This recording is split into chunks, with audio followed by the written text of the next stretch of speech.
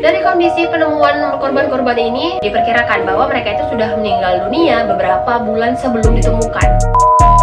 Halo semuanya, welcome back dan terima kasih buat kalian yang udah klik video ini. Kali ini aku bakal ngebahas tentang sebuah kasus yang pernah viral pada tahun 2022 dan menjadi perbincangan hangat di berbagai media. Kisah kali ini datang dari Kalideres, Jakarta Barat. Sebuah kasus misterius yang melibatkan satu keluarga di daerah Cengkareng, Jakarta Barat. Jadi mereka itu ditemukan sudah meninggal dunia di dalam rumah mereka. Yang membuat kasus ini semakin mengejutkan adalah di mana penemuan mereka ini dalam keadaan yang sudah mengering. Jadi nih diperkirakan bahwa mereka itu sudah meninggal dunia beberapa bulan sebelum ditemukan. Di mana mereka itu ditemukan oleh warga di tanggal 10 November tahun 2022. Sebelum kita masuk lebih dalam ke ceritanya, aku mau memberikan disclaimer dulu nih terlebih dahulu, di mana semua data yang aku dapatkan sudah tersedia di media. Jadi semua data-data yang aku dapatkan itu sudah dirangkum dari media-media massa dan juga media online. Nah, jadi kalau misalnya kalian penasaran dengan apa motif dan kenapa mereka itu ditemukan sudah dalam keadaan seperti itu, kita langsung masuk aja ke ceritanya. Let's go.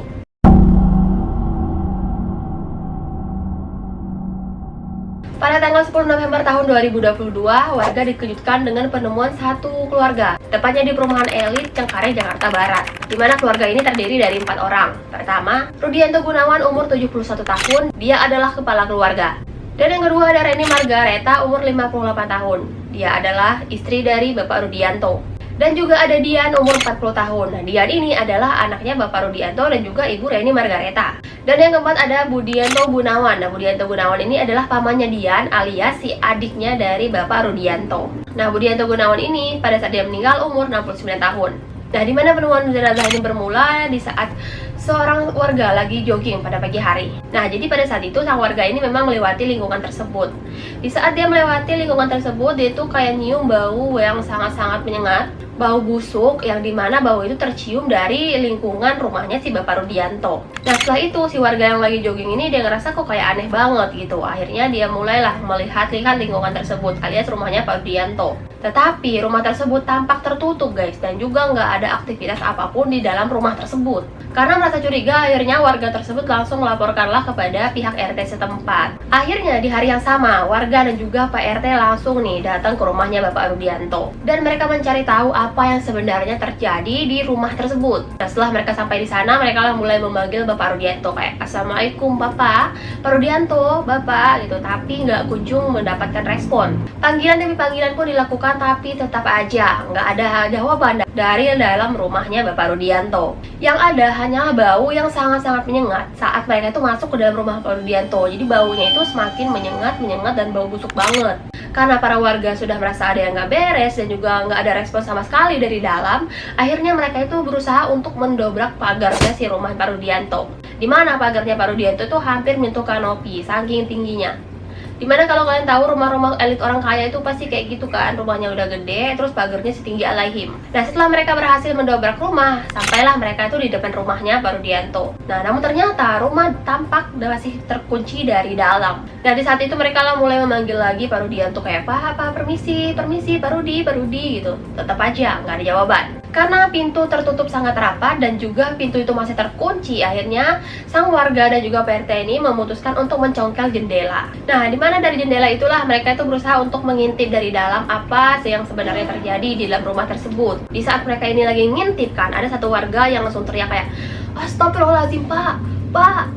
Dia langsung manggil Pak RT itu kan, ada mayat Pak, ada mayat gitu. Langsung heboh banget tuh pada kala itu. Akhirnya si Pak RT langsung ngintip juga nih ke dari jendela. Dan ia juga menyaksikan hal yang sama. Sesosok mayat sudah ditemukan dalam kondisi yang sudah meninggal dunia, tertidur di atas kursi. Melihat hal tersebut, sang Pak RT namanya Pak Asyung, dia tuh langsung melaporkanlah ke Polsek Kalideres. Gak lama kemudian, akhirnya tim kepolisian dan juga pihak forensik nih datang ke rumah Kalideres itu untuk menindaklanjuti nih dan juga untuk melakukan olah TKP. Dimana mereka itu langsung mendobrak pintu rumah. Dan apa yang mereka temukan di dalam? Sangat-sangat mengejutkan. Ternyata bukan hanya satu jenazah yang ditemukan, ada 4 orang jenazah yang telah dikonfirmasi. Mereka berempat ini adalah satu keluarga yang memang tinggal di rumah tersebut. Yang lebih aneh lagi, keempat korban ini ditemukan sudah meninggal di tempat yang berbeda-beda. Di ruang tamu korban pertama ditemukan, yang telah dikonfirmasi ternyata dia itu adalah Bapak Budianto Gunawan. Selanjutnya, polisi menyisir kamar tidur. Dan di sana mereka menemukan 2 korban lain, yaitu Reni Margareta sang ibu dan juga Dian sang anak. Nah, di mana Reni Margareta ini ditemukan terbaring di atas kamar tidur, sedangkan anak mereka si Dian, dia terbaring di lantai. Dan yang terakhir di kamar bagian belakang, polisi menemukan sang kepala keluarga, yaitu Bapak Rudianto. Yang membuat kasus ini semakin mencengangkan, mana polisi itu menemukan mereka itu dalam keadaan yang sudah mengering, yang menandakan bahwa proses pembusukan ataupun dekomposisi mereka itu sudah sangat lama, yang dimana artinya mereka itu sudah meninggal dunia sejak berminggu-minggu atau bahkan berbulan-bulan lalu, sebelum akhirnya mereka pun ditemukan. Nah guys, setelah penemuan ini, akhirnya keempat korban langsunglah dibawa ke rumah sakit guna melakukan proses otopsi. Dan untuk mengetahui apa penyebab dari keempat ini meninggal dunia, akhirnya beberapa hari kemudian hasil otopsi pun keluar. Dan hasilnya pun benar-benar mengejutkan. Dalam pemeriksaan terhadap lambung keempat korban, tidak ditemukan adanya sisa-sisa makanan. Artinya mereka itu tidak makan dan minum beberapa hari sebelum mereka itu meninggal dunia, yang dimana tubuh mereka ini mengalami kekurangan asupan hingga menyebabkan otot-otot mengecil, yaitu tanda-tanda adanya kelaparan ekstrim. Nah, fakta ini juga diperkuat oleh pernyataan dari Kapolsek Kalideres, yaitu Bapak AKP Syapri. Dia juga mengatakan bahwa saat pihak polisi memeriksa rumah, ternyata di sana mereka itu tidak menemukan adanya makanan apapun. Perabotan rumah tangga memang masih lengkap, kulkas pun masih ada, tetapi di dalam kulkas tersebut nggak ada makanan sama sekali. Karena di saat kulkas itu dibuka, ternyata kosong melompong. Di mana hasil otopsi yang dilakukan oleh pihak polisian ini semakin memperjelas kejanggalan dalam kasus ini. Kenapa? Karena sebenarnya keluarga Pak Rudianto ini bukanlah keluarga yang kekurangan, sampai-sampai nggak bisa membeli makanan. Karena mereka juga tinggal di perumahan elit, dan juga bisa dilihat kalau rumah mereka ini termasuk tergolong dalam rumah yang bagus. Bahkan perabotan yang berada di dalam rumah mereka ini masih dalam kondisi baik dan bahkan berfungsi. Jadi masuk akal nggak kalau misalnya mereka ini meninggal dunia karena mereka nggak makan? Kalaupun mereka sebenarnya memang lagi kesusahan gitu, bisa saja mereka itu minta bantuan kepada tetangga, pada keluarga, sama siapa kayak minjem dulu cepet gitu kan, tadi balikin. Tapi mereka nggak sama sekali. Ataukah emang mereka ini emang sengaja buat nggak makan berhari-hari agar mereka itu mempercepat proses meninggal dunianya? Wallahu alam sih. Nah, dimana inilah yang menjadi poin kejanggalan dari kematian mereka ini. Nah, dimana logikanya kalau misalnya seorang manusia itu lagi lapar, pasti kan gimana pun caranya biar dia itu mendapatkan makanan gitu kan. Tetapi nggak sama mereka. Jadi mereka itu seperti sengaja untuk nggak makan berhari-hari. Dimana pertanyaan-pertanyaan inilah yang bahkan membawa kita ke dalam masalah keluarga Kalideres ini. Misteri apa yang sebenarnya yang berada di dalam keluarga tersebut? Sekarang kita coba nih bahas latar belakang dari keluarganya Pak Rudianto dulu nih.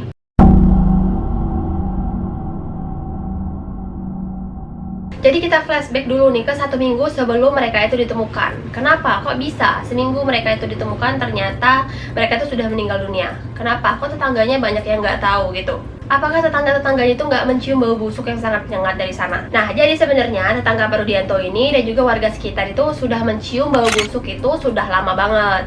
Dimana tepatnya pada 4 November tahun 2022, bau busuk itu sudah tercium nih ke tetangga sebelahnya si Pak Rudianto, yaitu bernama Pak Roy. Namun pada saat itu Pak Roy ini menganggap itu hanyalah bau tikus ataupun tikus mati gitu kan, karena memang di lingkungan mereka itu banyak tikus. Lagi pula menurut Pak Roy ini bau itu nggak terlalu menyengat dan nggak terlalu aneh-aneh gimana gitu. Anehnya juga guys, tetangga-tetangga yang lain tuh nggak sadar gitu kalau mereka ini satu keluarga sudah meninggal gitu kan.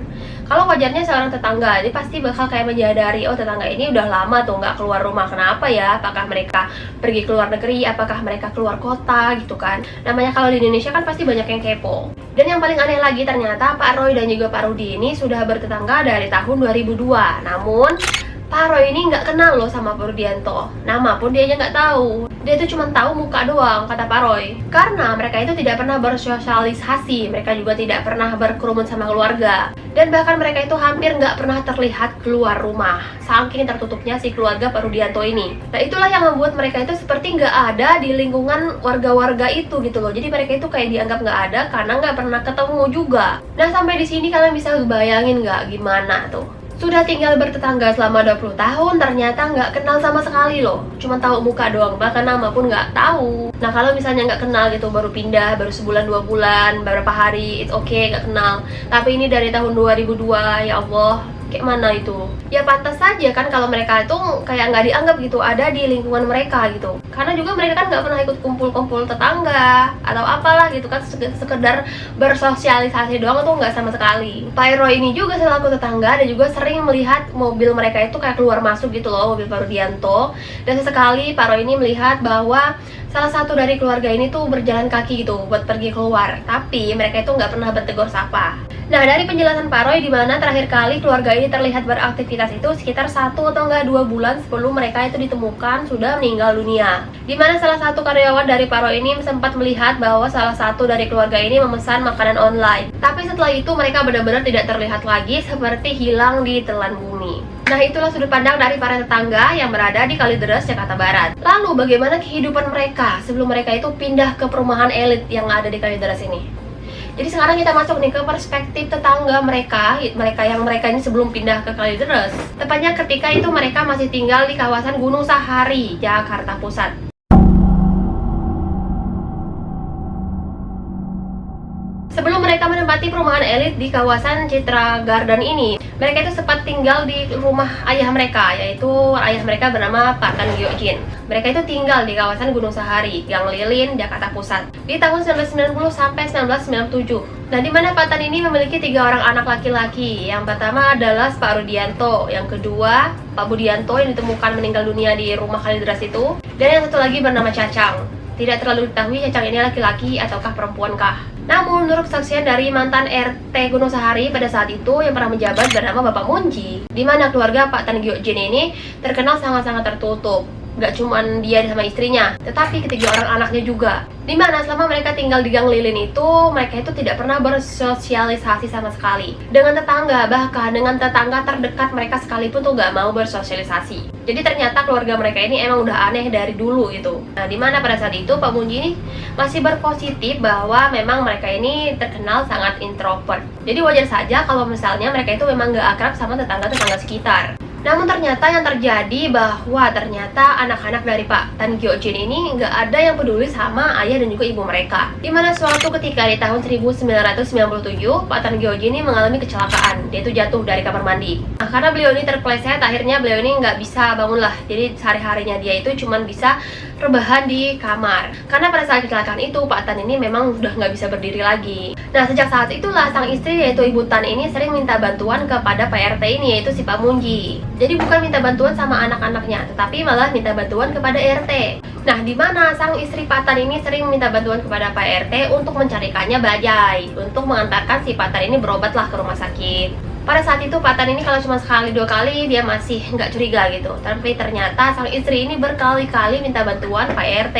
Di saat itulah Pak RT ini mulai kayak aneh gitu. Kemana anak-anaknya? Masa iya ada anak 3 tapi satu pun nggak ada yang peduli? Dan yang paling nggak masuk akal adalah di mana Pak Rudianto dan Ibu Margareta itu pada saat mereka tinggal di Gang Lilin itu mereka sudah menikah, bahkan sudah punya anak.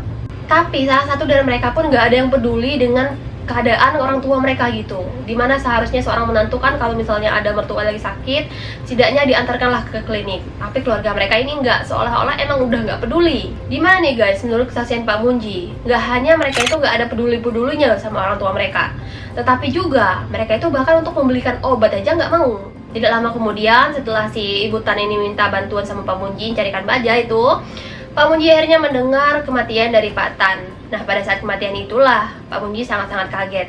Kenapa? Karena yang mengurus pemakaman dari Pak Tan ini adalah Pak Munji selaku RT. Jadi anak-anak mereka itu nggak peduli sama sekali. Dari semenjak orang tuanya sakit, bahkan sampai meninggal dunia pun diabain gitu. Namun karakter orang-orang ini tuh berbeda sama cucunya si Pak Tan, yaitu Ibu Dian tadi. Nah, ini ada salah satu kesaksian dari salah satu temannya si Ibu Dian pada saat dia tinggal di Gang Lilin. Nah, dimana pada saat itu ada seorang teman masa kecilnya bernama Fitri. Dimana Fitri ini bilang kalau sebenarnya Bu Dian ini adalah sosok yang baik. Walaupun memang dia itu emang agak sulit bergaul lah sama orang sekitar. Jadi kalau misalnya si Bu Dian ini udah punya satu teman, dia itu bakal berteman sama itu aja gitu, nggak akan bisa berteman sama orang lain.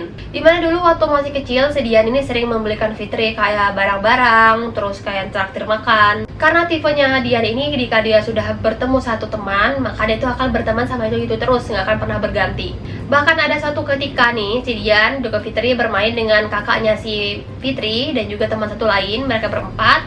Mereka tuh bermain, tetapi ternyata si Dian ini nggak bisa bersosialisasi dengan yang lainnya. Jadi dia cuma bisa bersosialisasi sama si Fitri doang. Jadi bisa dibilang kepribadian Dian ini agak berbeda lah dari kedua orang tuanya. Nah, tidak lama setelah terdengar kematian Pak Tan, nggak lama kemudian Ibu Tan juga meninggal dunia. Mungkin karena dia kelelahan, kecapean karena ngurus Pak Tan semasa dia sakit, dan juga karena dia mengalami kesedihan yang sangat mendalam, jadi ditinggal oleh suaminya yaitu si Pak Tan. Setelah kedua orang tuanya ini meninggal dunia, akhirnya rumah tersebut dijual lah sama Pak Rudianto sama Pak Budianto, dan akhirnya setelah rumah itu terjual, mereka tinggal atau membeli rumah di Citra Garden Kalideres itulah. Semenjak saat itulah akhirnya mereka tinggal di sana, dan sampai akhir hayat mereka ditemukan meninggal di sana. Sejak mereka pindah ke Kalideres itulah, sahabat si Dian ini itu Fitri tidak pernah berkomunikasi lagi sama si Dian sejak saat itu.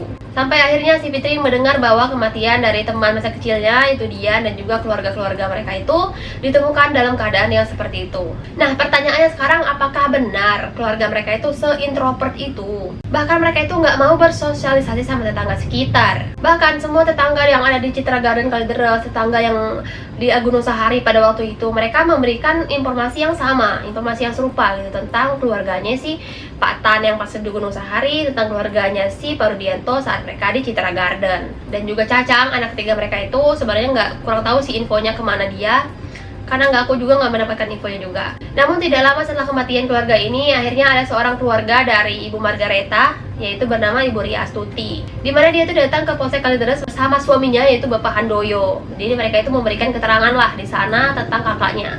Namun saat dia memberikan pernyataan, betapa kagetnya ternyata sang kakak ini, mereka tuh sudah nggak berhubungan ataupun nggak berkomunikasi itu sudah 5 tahun yang lalu, udah lama banget. Dan setelah itu tuh nggak pernah ada komunikasi yang lain lagi gitu. Bahkan sama pihak wartawan juga Ibu Ria ini menyampaikan kalau emang dia itu udah dari 5 tahun lalu tuh udah nggak pernah berkomunikasi sama kakaknya. Namun sekali lagi Ibu Ria ini bilang kalau misalnya memang dia sama kakaknya itu emang nggak berantem atau nggak ada masalah sama sekali. Si Ibu Ria ini bilang kalau emang kakaknya itu sangat-sangat tertutup sejak 5 tahun yang lalu. Dan juga ditambahin sama Pak Handoyo selaku suami dari Ibu Ria, dimana juga dia bilang kalau keluarganya si Ibu Margareta ataupun Bapak Rudianto ini bukanlah keluarga yang kekurangan, sehingga nggak mungkin mereka itu bisa meninggal dunia karena kelaparan. Dimana ia itu meyakini lebih kepada sifat mereka itu memang sangat-sangat tertutup dan nggak mau bersosialisasi sama tetangga gitu. Dimana hal ini menimbulkan sesuatu, jangan-jangan ada hal lain dibalik kepribadian mereka yang sangat-sangat tertutup. Mungkin ada gangguan psikologis ataupun keyakinan-keyakinan tertentu yang mereka dalami gitu, yang membuat mereka itu memilih hidup untuk mengisolasi diri dari lingkungan sekitar, bahkan dari keluarga mereka pun. Beberapa bulan sebelum ditemukan meninggal, ada salah satu keterangan dari tetangga mereka, sebenarnya bukan tetangga sih, jadi kayak seorang tukang jamu gitu, dimana salah satu keluarga dari Pak Rudianto ini pernah WhatsApp tukang jamu, dimana tukang jamu ini emang sering lewat, dan ternyata si tukang jamu ini adalah langganan dari keluarganya si Pak Rudianto. Kita sebut sajalah namanya si tukang jamu ini Mbak R, dimana Mbak R ini sempat mendapatkan WhatsApp dari salah satu anggota keluarga ini, dimana sempat meminjam uang 50 juta dengan alasan untuk biaya operasi kerabat. Namun pada saat itu Mbak R ini ataupun si ibu tukang jamu ini ngerasa kok aneh banget. Nah, pada saat itu WhatsApp dari salah satu orang keluarga ini langsung dibahas nih sama Mbak R, dimana Mbak R ini bilang, mohon maaf karena dia itu emang nggak punya uang sebanyak itu, apalagi 50 juta, karena sehari-harinya dia itu adalah seorang tukang jamu, dan bahkan dia itu makan ya dari hasil uang yang dia berjual jamu itu. Tapi permintaan ini sendiri pun cukup aneh. Gimana bisa seorang dari mereka ini yang sangat-sangat tertutup bisa minta bantuan kepada seorang tukang jamu yang bahkan mereka tuh nggak dekat sama sekali. Nah, jadi mereka ini dekat sebagai seorang pembeli dan juga seorang penjual. Jadi emang sering banget nih salah satu keluarga dari si Pak Rudianto ini beli jamunya si Mbak R ini. Jadi akhirnya mereka lah bertukar nomor WhatsApp lah di situ. Dimana pertanyaan-pertanyaan ini belum juga terjawab. Namun yang pasti, pada tanggal 21 November tahun 2022, pihak polisian ini sempat mendapatkan pernyataan lagi nih dari seseorang bernama berinisial Mas Ek aja dah. Dimana Mas Ek ini bekerja sebagai koperasi simpan pinjam. Dimana Mas Ek ini datang ke rumahnya Pak Rudianto untuk melakukan survei lokasi. Dimana tujuannya itu adalah karena rumah tersebut bakal digadein. Nah, dimana 13 Mei tahun 2022, Mas Ek ini datang ke rumahnya Pak Rudianto karena Citra Garden, Jakarta Barat. Sesampainya di depan rumah, akhirnya dia langsung disambut sama Pak Rudianto dan dipersilakan untuk duduk. Namun belum sempat benar-benar masuk ke dalam, si Mas Ek ini langsung mencium bau busuk yang sangat menyengat dari luar. Nah, lalu si Mas Ek ini karena mencium bau busuk itu, dia langsung nanya ini sama Pak Rudianto. Pak Rudianto langsung bilang, oh itu mah cuman bau got doang gitu, karena udah lama belum dibersihin gitu. Soalnya saya mau bersihin tapi lupa terus, kata Pak Rudianto. Terus dijawablah sama Mas Ek, oh iya gitu, karena Mas Ek juga nggak berani lah buat nanya panjang lebar gitu. Nah setelah si Mas Ek ini masuk ke dalam rumah, Mas Ek ini langsung meminta untuk bertemu sama Ibu Margareta selaku si pemilik sertifikat rumah. Karena sertifikat rumah itu atas nama Ibu Margareta. Wajar dong seorang koperasi simpan pinjam menanyakan seorang pemilik dari sertifikat rumah. Takutnya memang kalau salah-salah nih bisa orang lain nih cuman kayak ngaku-ngaku doang gitu kan. Nah pada saat itu Mas Ek langsung nanya, Ibu Margaretanya apakah ada di rumah Pak? Dia begitu. Iya Mas, ibu saya masih di kamar lagi tidur, dijawab nih oleh seorang perempuan. Dan ternyata dia itu adalah Dian, anak mereka. Oh baik, boleh nggak sih saya ketemu sebentar nih selaku pemilik sertifikat? Nah Dian pun mengiyakan dan mengantarlah ke kamarnya si Ibu Margareta. Namun saat pintu kamar itu dibuka kan, ternyata bau busuk itu sangat-sangat menyengat, semakin tajam. Dimana kamar itu sangat gelap gulita, dan pada saat itu Dian melarang Mas Ek ini untuk menyalakan lampu. Lampunya nggak usah dinyalain ya Mas ya, soalnya ibu saya itu emang agak sensitif sama cahaya. Akhirnya sama Mas Ek pun nurut dan dia mulai memanggil nama Ibu Margareta. Permisi Bu, Ibu gitu kayak dia si Mas Ek ini memperkenalkan diri lah sama Ibu Margareta gitu kan. Namun nggak ada respon sama sekali. Karena beberapa kali nggak ada respon, akhirnya si Mas Ek ini mulailah memegang tangannya Ibu Margareta. Namun ternyata saat tangannya Ibu Margareta itu dipegang, lembek tangannya. Dan nggak seperti orang yang lagi tidur gitu. Bener-bener lembek, selembek-lembek gimana sih, kayak mau proses dekomposisi gitu. Karena Mas Ek ini merasa ada yang nggak beres gitu kan. Akhirnya dia mencobalah ngambil HP-nya terus disenterin ke mukanya si Ibu Margareta. Betapa kagetnya si Mas Ek ini, dia langsung teriak, astagfirullahaladzim. Dia langsung teriak kayak gitu. Jadi kayak orang histeris. Karena ternyata yang di depannya itu bukanlah orang yang hidup. Si Ibu Margareta itu sudah meninggal dunia. Nah karena Mas Ek ini langsung panik, dia langsung keluar kamar dan dia tuh langsung membatalkan nih proses transaksi. Pada saat itu ia hendak melapor, namun pada saat dia mau keluar dari rumahnya Ibu Margareta, dia langsung dicegat sama Pak Budianto. Dan juga terdengar suara yang sangat keras bahwa Dian ini sangat-sangat marah. Dia bilang mamanya tuh masih hidup.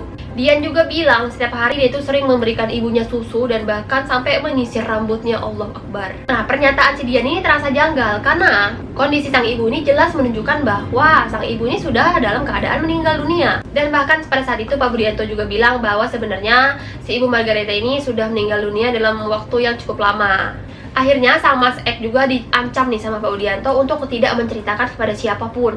Akhirnya pada saat itulah si Mas Ek ini langsung keluar, buru-buru keluar dan dia menyimpan sendiri, nggak diceritain sama siapapun. Dan juga ada kesaksian dari pemantau Jumantik yang biasa melakukan infeksi terhadap pencarian jentik-jentik nyamuk gitu loh, jadi kayak buat nyamuk demam berdarah gitu loh. Dimana pada bulan Agustus tahun 2022, salah seorang dari petugas Jumantik ini datang ke rumahnya Pak Budianto untuk mencarilah, untuk menjentik-jentik nyamuk tersebut. Walaupun pada saat itu mereka tuh tidak menemukan kejanggalan apapun dan walaupun mereka nggak bertemu seluruh anggota keluarga. Namun di bulan berikutnya di tanggal 19 September tahun 2022 mereka baru menemukan kejanggalan karena mereka itu tidak diizinkan masuk. Sampainya petugas Jumantik itu di depan rumah, ada salah satu anggota keluarga itu langsung menyuruh si petugas Jumantik ini langsung pergi. Maaf Bu, hari ini kalian nggak usah masuk karena kamar mandi kami masih aman. Kalau misalnya kalian nggak percaya, nanti saya kirim fotonya by WhatsApp, katanya gitu. Akhirnya mau nggak mau si petugas Jumantik ini ya udah gitu pergi, itu nggak mau lah mereka karena kan udah ditolak gitu kan, masa mau maksa masuk. Kesaksian selanjutnya ada kesaksian dari petugas PLN. Nah menurut si Pak Atsyung sang ketua RT pada saat itu, memang keluarga dari Pak Rudianto ini sudah menunggak bayar listrik itu dari bulan Agustus tahun 2022. Namun pada tanggal 5 Septembernya seorang petugas PLN datanglah untuk menagih ke rumahnya si Pak Rudianto. Tapi ternyata punya ketok tok itu nggak ada orang, jadi nggak ada yang bukain pintu. Karena udah nggak ada respon, akhirnya si pihak PLN ini langsung mendatangi rumahnya PRT. Pada saat itu akhirnya PRT ini mulailah meng-WhatsApp si Dian gitu selaku anak dari Pak Rudianto dan juga Ibu Margareta. Nah di mana di WhatsApp tersebut Pak Asyong ini menyuruh Ibu Dian ini untuk membayar tagihan listrik karena dari bulan Agustus tahun 2022 tagihan listrik itu belum juga dibayar. Nah akhirnya dibalas nih sama Dian WhatsApp tersebut. Ya Pak, mohon maaf merepotkan, nanti saya tanganin, dia bilang gitu. Dan benar, tak lama setelah itu akhirnya tunggakan listrik pun dibayar. Namun gak lama kemudian satu hal aneh lagi terjadi. Tepat pada tanggal 4 November tahun 2022, salah satu penghuni rumah akhirnya dia ngechat nih sama salah satu petugas PLN. Dia bilang meminta untuk listrik yang ada di rumah mereka itu dicopot aja. Dimana pesan itu berbunyi, silakan Pak kalau mau mencopot aliran listrik di rumah saya. Kalau nanti saya ingin pasang baru, nanti saya kabarin. Pertanyaannya mengapa di saat listrik itu sudah dibayar lunas pada waktu itu, kok tiba-tiba minta diputus? Apa yang sebenarnya terjadi di dalam rumah mereka? Nah, menindaklanjuti dari permintaan pemutusan aliran listrik itu, akhirnya Tanggal 27 Oktober tahun 2022, pihak PLN datanglah ke rumahnya Pak Rudianto untuk mencopot. Karena pada saat itu pihak PLN menghubungi kembali nih yang ngechat pada waktu itu untuk pemutusan aliran listrik. Tapi ternyata nggak ada jawaban. Akhirnya kan mereka langsung nyamperin ke rumah Pak Rudianto, mencoba nih untuk bertemu sama mereka. Mungkin salah satu bakal bertemu gitu sama salah satu keluarga di sana, namun ternyata nggak juga. Jadi pada saat itu pihak dari PLN ini merasa bahwa emang udah nggak ada yang tinggal di rumah tersebut. Jadi, tanggal 9 November itu pemutusan listrik, dan juga tanggal 10 November tahun 2022 mereka ditemukan sudah meninggal dunia. Yang paling mengejutkan adalah ketika petugas PLN ini sampai di depan rumah, mereka tuh mencium bau busuk yang sangat menyengat. Mirip seperti yang dirasakan oleh tetangga mereka yang lagi jogging pada waktu itu. Pada saat itu, sang petugas PLN ini tidak terlalu banyak komentar, jadi mereka itu cuman kayak yaudah buat menjalankan tugas pemutusan aliran listrik. Setelah itu mereka langsung pergi. Dari kondisi penemuan korban-korban ini, diperkirakan 4 korban ini sudah meninggal dalam beberapa waktu yang lalu kan, sebelum ditemukan di tanggal 10 November itu. Dan pada saat pemutusan aliran listrik itu, mereka itu sebenarnya sudah meninggal semua. Jadi sekarang kita coba urutkan nih dari awal-awal kejadiannya itu. Jadi tanggal 13 Mei tahun 2022, menurut kesaksian dari sang petugas gadai pada waktu itu dan saat dia datang, korban pertama yang ditemukan itu adalah Ibu Margareta, yang dimana kan Ibu Margareta ini sudah meninggal dunia dan mungkin dalam proses dekomposisi gitu kan, karena udah lama itu meninggal. Jadi kayak proses pembusukan gitu. Dia tuh ditemukan sudah terbaring tidak bernyawa di atas kasur. Itu tanggal 13 Mei tahun 2022. Lalu pada 4 Oktober tahun 2022, ada penghuni rumah yang ngechat ke petugas PLN untuk meminta pemutusan listrik. Artinya, pada saat itu masih ada salah satu anggota keluarga yang masih hidup. Tapi setelah tanggal 9 November, nomor tersebut sudah tidak bisa dihubungi lagi. Akhirnya kan pihak PLN langsung datang ke rumah dan memutus aliran listrik. Dan benar saja, saat proses otopsi dilakukan, ternyata mereka itu sudah meninggal dunia dalam waktu yang berbeda-beda. Ada yang meninggal lebih dulu, lalu disusul sama satu lagi, disusul sama satu lagi. Dan yang terakhir yang ngechat pihak PLN untuk pemutusan aliran listrik. Lalu timbul nih pertanyaan yang sangat besar, siapa sih yang terakhir meninggal? Dan kenapa dia itu tidak melapor kepada pihak RT, tetangga, atau siapapun lah kalau satu persatu anggota keluarganya ini meninggal dunia? Ada beberapa teori konspirasi meninggalnya mereka ini guys. Dari kejanggalan-kejanggalan inilah banyak masyarakat yang mempertanyakan apakah benar mereka itu meninggal dunia karena kelaparan seperti yang diumumkan oleh pihak polisian. Fakta-fakta di lapangan menunjukkan bahwa di mana pihak polisi itu menemukan banyak banget sampah-sampah makanan yang berada di dalam rumah tersebut. Nah, di mana sepertinya lebih dari 6 bulan yang lalu sampah-sampah tersebut tidak dibuang. Di antara sampah-sampah tersebut ditemukanlah sampah-sampah makanan, sisa-sisa makanan, dan juga nota pembelian makanan lewat online. Jadi artinya mereka tuh sempat membeli makanan online karena mereka itu kelaparan gitu. Jadi bagaimana mungkin mereka itu meninggal dunia karena kelaparan? Itu pertanyaan. Yang dimana hal tersebut kan dikonfirmasi nih sama si suami dari Ibu Ria tadi kan, si adiknya dari Ibu Margareta. Dia juga kan menjelaskan kalau si keluarganya Pak Rudianto ini bukanlah keluarga yang kekurangan. Jadi nggak mungkin mereka ini meninggal karena kelaparan. Namun ada teori lain yang mengatakan bahwa sepertinya keluarga dari Pak Rudianto ini sengaja melaparkan diri. Jadi mereka itu nggak makan dan juga nggak minum. Dan juga ada salah satu keanehan lain ditemukan di dalam rumah tersebut, di mana ada satu mangkok berisi kapur barus yang diletakkan di atas meja makan, beberapa lilin merah, dan juga ada 2 kardus bedak bayi yang sudah bertaburan di pinggir-pinggir dapur. Di mana diduga benda-benda ini digunakan untuk menyamarkan bau busuk akibat proses pembusukan mereka. Tapi anehnya bedak bayi itu tidak ditemukan adanya di tubuh si korban gitu. Jadi untuk apa nih sebenarnya bedak bayi sebanyak itu? Yang bahkan masih menjadi misteri hingga saat ini. Dan juga ada teori lain yang mengatakan bahwa satu keluarga ini sudah merencanakan kematian mereka sendiri. Jadi mereka ini ingin meninggal dunia tanpa disadarin ataupun diketahui oleh orang lain. Dimana teori ini berkaitan dengan sebuah ajaran dari sebuah sekte bernama Sekte Santara. Dimana Sekte Santara ini adalah sebuah sekte asal India yang meyakini di mana seseorang itu bisa mencapai moksa ataupun sebuah kebiasaan spiritual dengan cara berpuasa, tidak makan dan tidak minum sampai dia meninggal dunia. Namun tak sedikit pula yang meyakini bahwa keluarga ini itu dibunuh. Namun dalam versi ini korban-korban itu meninggal dunia dalam waktu berjauhan gitu loh, nggak dalam waktu yang sama. Melainkan mereka itu meninggal satu persatu. Jadi kalau misalnya mereka itu meninggal karena emang dihilangkan nyawanya sama orang lain, jadi pasti kan langsung barengan tuh kan. Tapi ini enggak, di saat yang satu sudah meninggal, yang satu nggak ngelaporin. Satunya meninggal lagi, satunya nggak ngelaporin, udah gitu aja. di mana dugaan ini dikuatkan bahwa Pak Rudianto ini sempat menjual mobil-mobilnya. Ternyata yang menjual mobilnya Pak Rudianto ini adalah Pak Budianto. Yang mau ngedain rumahnya Ibu Margareta ini adalah Pak Budianto. Di mana semua itu dilakukan secara diam-diam tanpa sepengetahuan dari Pak Rudianto dan juga Ibu Margareta. Jadi yang terakhir meninggal itu adalah Pak Budianto. Jadi Pak Budianto ini selama itu dia tinggal bersama mayat-mayat di dalam rumah. Wah. Jadi guys, kalau misalnya kalian punya teori yang lain, kalian bolehlah tulis di kolom komentar tentang keluarga Kalideres ini. Karena satu hal yang pasti, semakin dalam kita masuk ke dalam kasusnya Kalideres ini, semakin banyak kejanggalan yang muncul ke permukaan. Jadi kalau kamu punya teori sendiri, atau mungkin sudut pandang yang berbeda dari apa yang aku bahas kali ini, kalian bisa tulis di kolom komentar. Siapa tahu justru pendapatmu bisa membuka perspektif baru dari kasus Kalideres ini. Jangan lupa klik like, komen, dan juga subscribe-nya kalau misalnya kalian suka dengan konten seperti ini. Dan juga jangan lupa aktifkan lonceng notifikasi, biar kamu gak ketinggalan dengan kisah-kisah misteri selanjutnya. Dan sampai jumpa di video selanjutnya. See you in the next video. Bye-bye.